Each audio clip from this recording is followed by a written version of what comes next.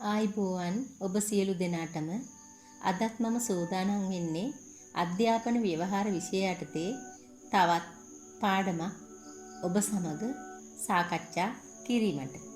ඔබට මතක ඇති ඉගෙනුම් ඉගැන්වීම් ක්‍රමශිල්ප පිළිබඳව මීට පෙර මම පාඩම් දෙකක් ඉදිරිපත් කළා. පළවෙනි පාඩමෙන් ඉගැන්වීමේ ක්‍රමශිල්ප හැඳින්වීම හා ඒහා බැඳුණු මූලික සංකල්ප කීපයක් සාකච්ඡා කළා.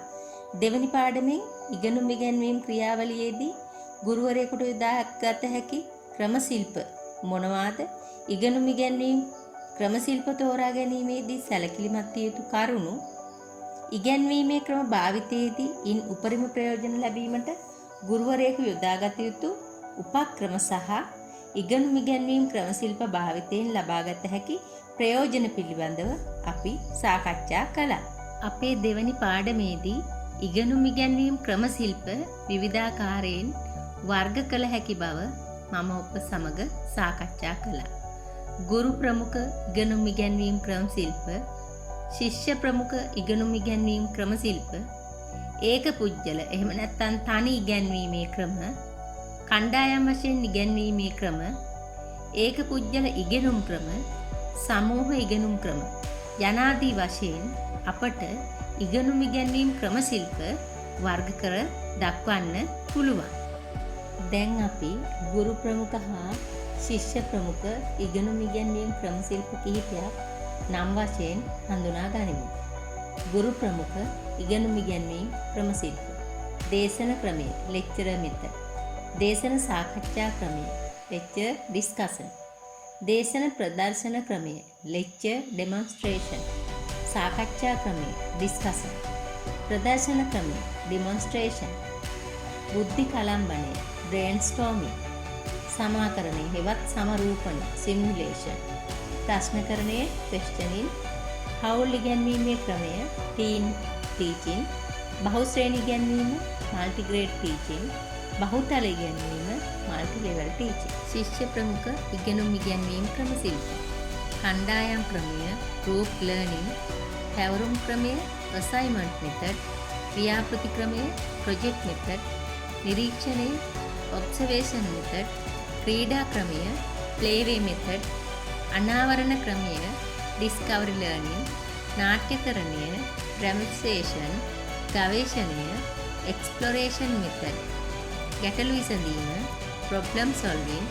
පියවර ඉගෙනුම් ක්‍රමය program learning. මේ මං ඉදිරිපත් කරේ ශිෂ්‍ය ප්‍රමුඛ ඉගෙනුම් ඉගැන්වීම් ක්‍රමශිල්ප කිහිපයක් පමණයි.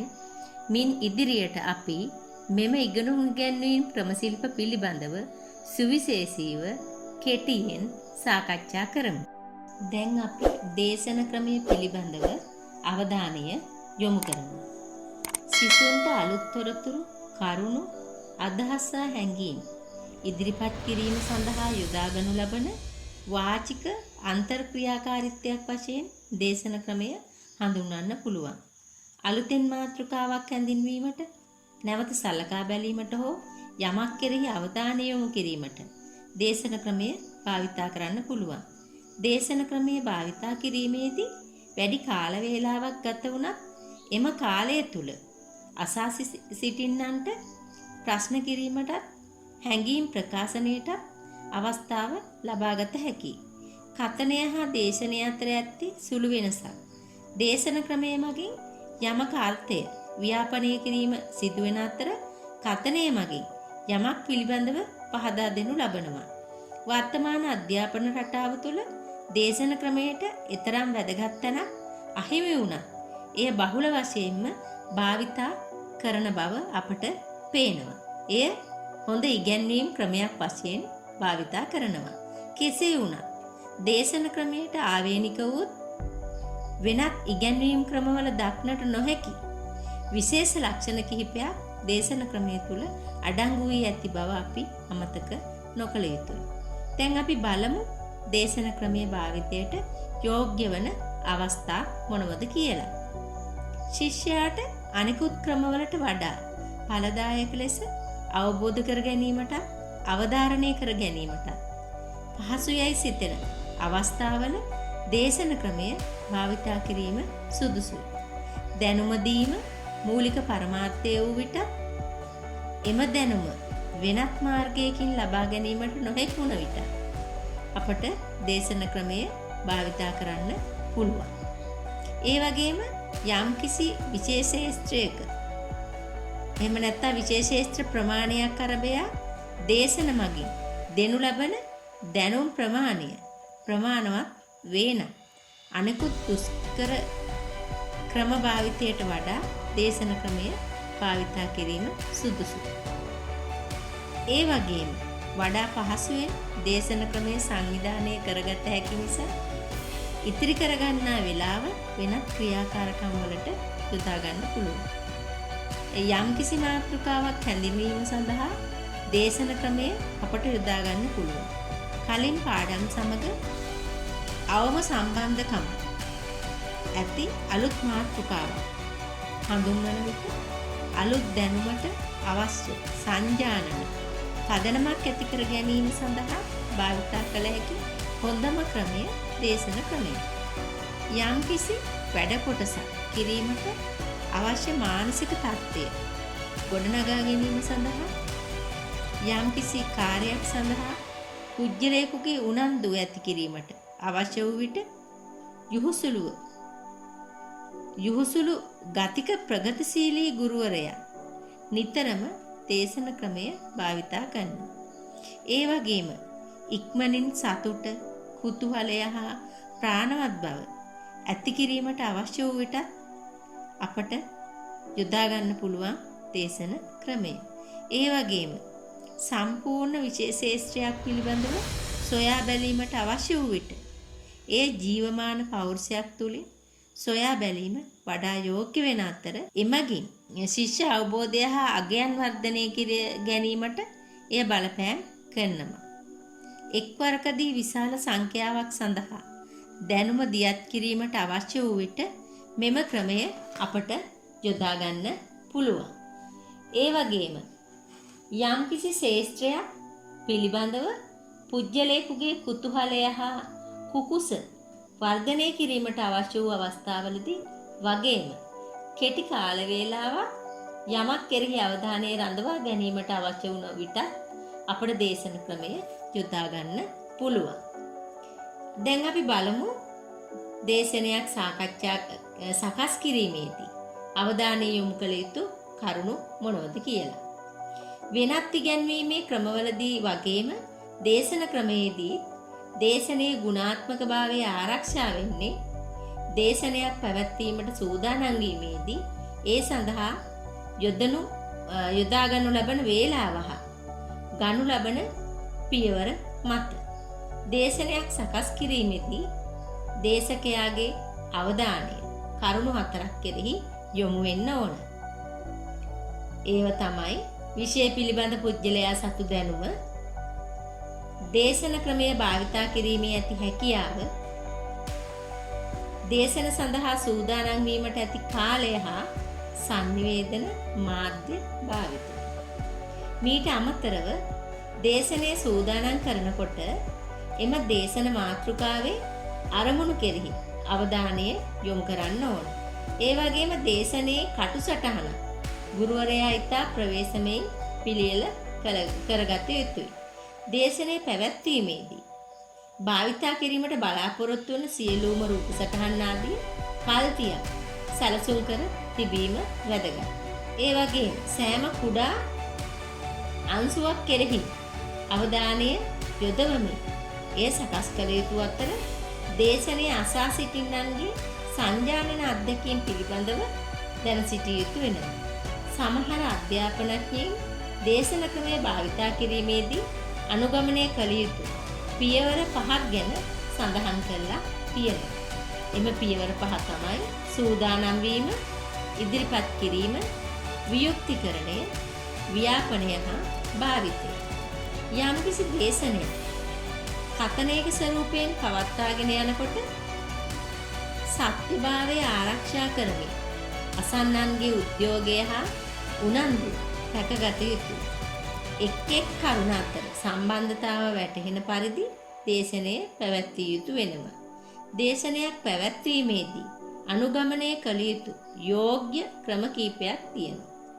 එහෙත් අවස්ථාවට උචිත වන ආකාරයට ක්‍රමයක් තෝරා ගැනීම කෙරෙහි දේශකයා උනන්දු විය යුතු වෙනවා.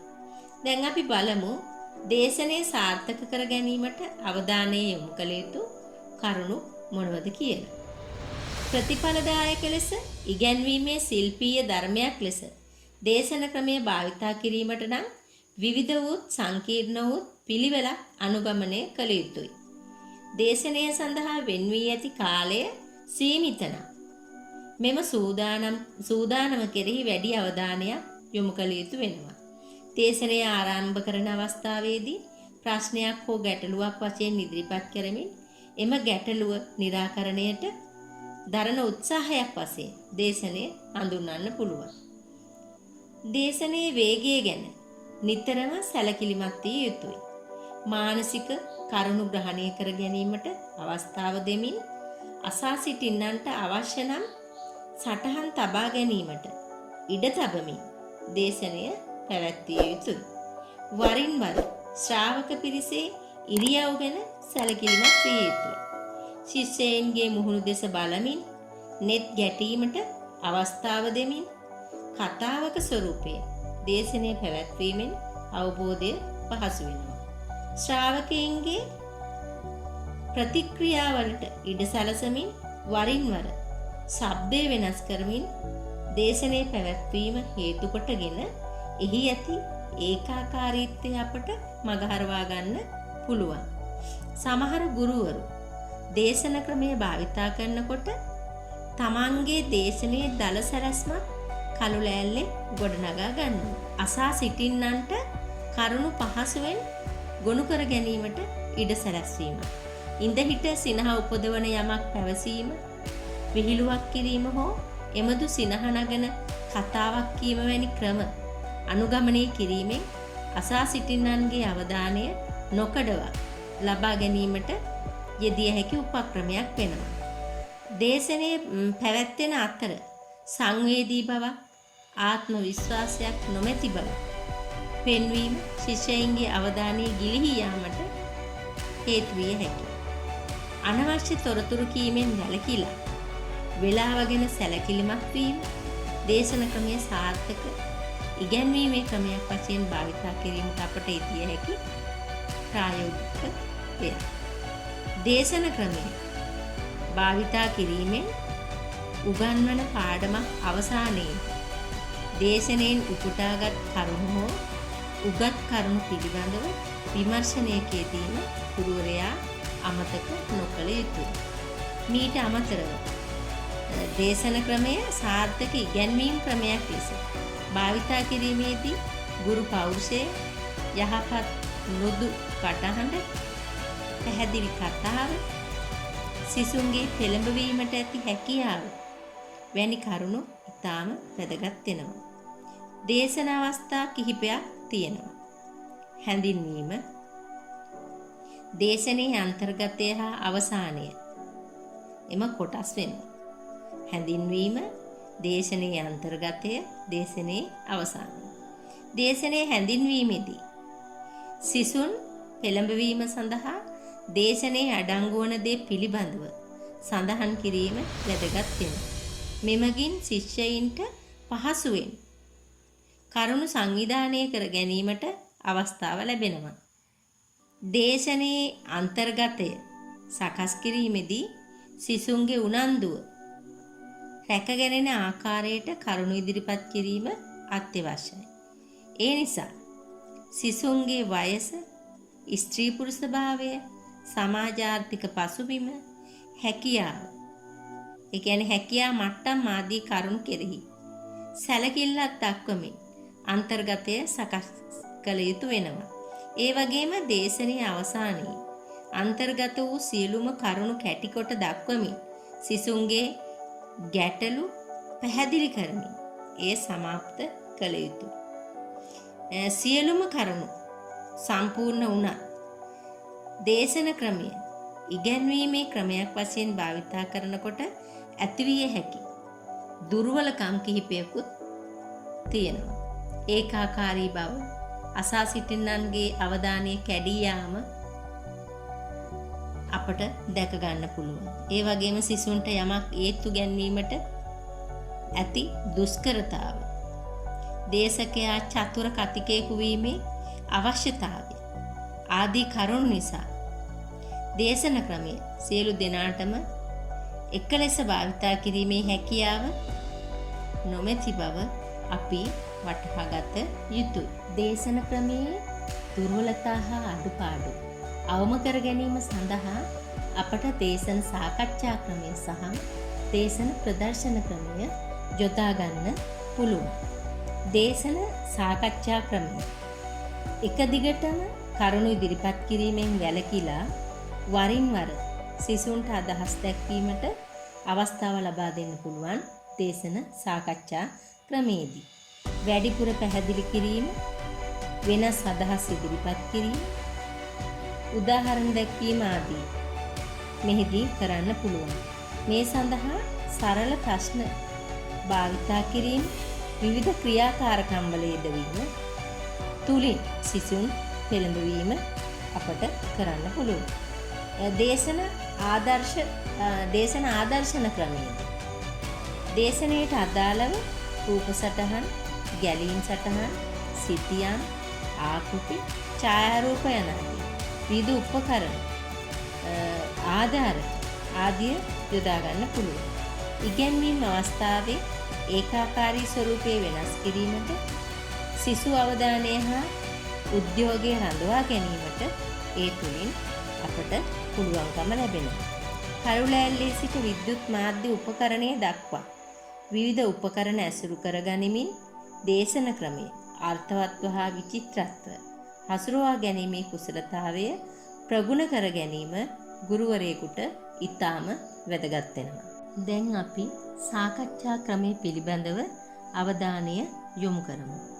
සාකච්ඡා ක්‍රමය තා පහසුවෙන්ම ප්‍රාථමික, කනිෂ්ඨ හා ද්විතීක මට්ටමේදී භාවිතා කළ හැකි ඉගෙනුම් ක්‍රමයක් වශයෙන් හඳුන්වා දෙන්න පුළුවන්. මෙය මුහුණට මුහුණලා සිසුන් අතර පවතින අන්තර් ක්‍රියා කරන අවස්ථාවක්. මෙම ඉගෙනුම් අවස්ථාවේදී සිසුන්ට ඔවුන් අතර අදහස් හුවමාරු කර ගැනීමට ඉඩ ප්‍රස්ථා ලැබෙනවා. සාකච්ඡා ක්‍රම මගින් පාඩමක් සංවර්ධනය කිරීමට බලාපොරොත්තු වෙන ගුරුවරයා එයට අවශ්‍ය පසුබිම දින කිහිපයකට පෙර ආතුව සකස් කරගත යුතු වෙනවා. ඒ වගේම සිසුන්ද සූදානම් කළ යුතු වෙනවා. සිසුන්ට එයට අදාළ කරුණු කියවීමට සැලැස්වීමෙන් මේ தත්ත්වය උදා කරගත හැකියි. ගුරුවරයාද එයට අවශ්‍ය පසුබිම දැනුම හා කරුණු ගොනු කරගත යුතු වෙනවා. සාමාන්‍යයෙන් පන්ති කාමර සාකච්ඡාවක් මෙහෙයවීමේදී ගුරුවරයා සම්පූර්ණ සංකීර්ණ අන්තර් ක්‍රියා කරන කාලය තුල නායකත්වයේ දෙමින් ක්‍රියාදාමයන් මෙහෙයවීමෙන් මඟ පෙන්වන්නකු වගේම විනිශ්චය දෙන්නෙකු වශයෙන්ද ක්‍රියාත්මක වෙන බව පේනවා. සාමාන්‍යයෙන් පන්ති කාමර සාකච්ඡාවක් මෙහෙයවීමේ පළමුවන පියවර ඉටු කිරීම ගුරුවරයා අතින් සිදු වුණා. ඊට අමතරව ගත හැකි ක්‍රියාමාර්ග කිහිපයක් තියෙනවා. එයින් කිහිපයක් අපි බලමු. එකක් තමයි කලින් මාතෘකාව ඉදිරිපත් කොට එයට අදාළ කරුණු සෙවීමට සිසුන් පොළඹවා එසේ සොයාගත් කරුණු ඉදිරිපත් කිරීමට සිසුන්ට පළමුව ඉඩ ලබා දීම. ඊළඟ එක තමයි ශිෂ්‍යයින් ඉදිරිපත් කරන කරුණු පිළිබඳව ගුරුවරයා අදහස් ඉදිරිපත් කරන අතර සිසුන්ට ඒ පිළිබඳව තවත් අදහස් ප්‍රකාශ කිරීමට ඉඩ දීම. ඊළඟ එක තමයි මාතෘකාවට අදාළව ලියවී ඇති යමක් ඉදිරිපත් කිරීම හෝ ඒ පිළිබඳව පුද්ගලයෙකු විසින් සකස් කරන ලද වාර්තාව කැසට් රෙකෝඩරයක් මගින් ඉදිරිපත් කොට සිසුන්ට එයට සවන් දීමට අවස්ථාව සලසන ඒ මගින් අදහස් ඉදිරිපත් කරමින් සාකච්ඡාව කරගෙන යන්න. එහෙම නැත්නම් සාකච්ඡාවට පිවිසීම. මාතෘකාවට අදාළව සකස් කරන ලද ප්‍රශ්න කිහිපයක් ඉදිරිපත් කරමින් සාකච්ඡාව මෙහෙවන්නත් පුළුවන්. මේ ක්‍රමය භාවිතා කරනකොට ඉදිරිපත් කළ යුතු ප්‍රශ්න වර්ග තුනක් තියෙනවා. ඒව තමයි කරුණු විමසන ප්‍රශ්න, අර්ථ නිරූපණ ප්‍රශ්න සහ ඇගයීමේ ප්‍රශ්න. සාකච්ඡාවක් මෙහෙයවනකොට ගුරුවරයා අනුගමනය කළ යුතු මූල ධර්ම කිහිපයක් තියෙනවා. අපි ඒ කිහිපයක් ඒ නිසා බලමු. සාකච්ඡාව. සිසුන්ට හැඟීම් ප්‍රදර්ශනයට අවස්ථාවක් දීම වශයෙන් සලකා දක්ෂ සිසුන්ට මෙන්ම දුර්වල සිසුන්ටද සාකච්ඡාවට සහභාගී වීමට අවස්ථාව දීම. ඒ වගේම වැදගත් කරුණු වලට පමණක් සීමා කරමින් අදාළ මාතෘකාවෙන් පිටපැනීමට ඉඩ නොදී වළක්වා ගැනීම. තවත් මූලධර්මයක් තමයි එක් අයෙකු ඉදිරිපත් කළ අදහසක් පිළිබඳව සිසුන්ගෙන්ද කරුණු විමසමින් ගුරුවරයා ඒ පිළිබඳ අදහස් ඉදිරිපත් කිරීම. තවත් මූලධර්මයක් තමයි ඉදිරිපත් වන අදහස් සෙසු සිසුන් ලවා ඇගීමට ලක් කිරීම හා ඒ පිළිබඳව තර්ක කිරීමට හෝ තක්සේරුවට ලක් කිරීමට ඉඩ සැලසීම. ඒ වගේම යම්කිසි කරුණක් පිළිබඳව මතභේදයක් ඇති වූ විට ඒ පිළිබඳව අදහස් ඉදිරිපත් කිරීමට අවස්ථාව දීමෙන් පස්සේ ගුරුවරයා අදහස් ඉදිරිපත් කිරීම. මෙම සාකච්ඡා ක්‍රමයේ වැදගත් වෙන්නේ සිසුන්ට විවේචනාත්මකව සිටීමට මෙමගින් ඉඩ සැලසෙන නිසා. මේ මගින් සිසුන්ට තම අදහස් ස්ථාවර කර ගැනීමට ඒ වගේම තමාගේ හැඟීම් ප්‍රකාශනයට ඉඩ සැලසෙන අතර නිර්වචන සංකල්ප හා මූලධර්ම වඩා හොඳින් අවබෝධ කර ගැනීමට පැහැදිලි කර ගැනීමට අවස්ථාව ලැබෙනවා. ඒ අතරම සෙසු අයට අදහස් ප්‍රකාශනයට ඉඩ සැලසීමට ඔවුන්ගේ අදහස් සමබරව තර්ක විතර්කයන්ට භාජනය කිරීමට මෙමගින් පුළුවන්කම තියෙනවා. තම තමන්ගේ පෞද්ගලික කැමැත්ත හා අකමැත්ත වැනි කරුණුවලට බලපෑමෙන් ඉවත් යමක් පිළිබඳව අදහස් ප්‍රකාශනයට අවස්ථාව සැලසෙන නිසා මෙම ක්‍රමයේ මගින් සෙසු කුසලතා රාශියක් වර්ධනය වන බව සඳහන් කළ යුතුයි. සාකච්ඡා ක්‍රමයේ මගින් ගුරු කුසලතා වර්ධනය වෙනවා. මේ ක්‍රමයේ මෙහෙයවීම සඳහා ගුරුවරයා බුද්ධිමත්ව ක්‍රියාත්මක විය යුතු අතර ඉවසීමෙන් සැලසුම් කර ඇති අරමුණු ඉෂ්ට කර ගැනීමට හැකිවනසේ සාකච්ඡාව මෙහෙයවීමට උනන්දු විය යුතුයි. සාමාන්‍යයෙන් පන්ති කාමර සාකච්ඡාවක් මෙහෙවනකොට සාකච්ඡාව කිරීමට බලාපොරොත්තු වන මාතෘකාව පිළිබඳ විස්තර දීර්ඝ වශයෙන් කියවා දැනුම ලබාගෙන ඒට අදාළ ප්‍රශ්න හෝ ගැටලු සැලසුම් කොට ගොනු කර සාකච්ඡාව මෙහෙයවිය යුතු බවත් අවසාන වශයෙන් සාකච්ඡාවට භාජනය වූ කරුණු නැවත මෙනෙහි කරමින් සාරාංශ කොට දැක්වීම සිදුවිය යුතු බවයි. මේ පිළිබඳව ආකෘතියක් ඉදිරිපත් කරන D.W. ජොන්සන් සඳහන් කරනවා. සාමාන්‍යයෙන් සාකච්ඡාවක ගුණාත්මක මට්ටම රඳා පවතින්නේ සාකච්ඡාව සඳහා ඉදිරිපත් කරන ප්‍රශ්න හෝ අදහස් මත බව ඔහු තවදුරටත් ප්‍රකාශ කරනවා. සාකච්ඡාවට භාජනය කිරීම මගින් වඩා පැහැදිලි නිර්වුල් අදහස් උකහා ගැනීමට සිසුන්ට ඉඩ කඩ තියෙනවා. එහෙම නැත්නම් මඟ පැහැදිලි.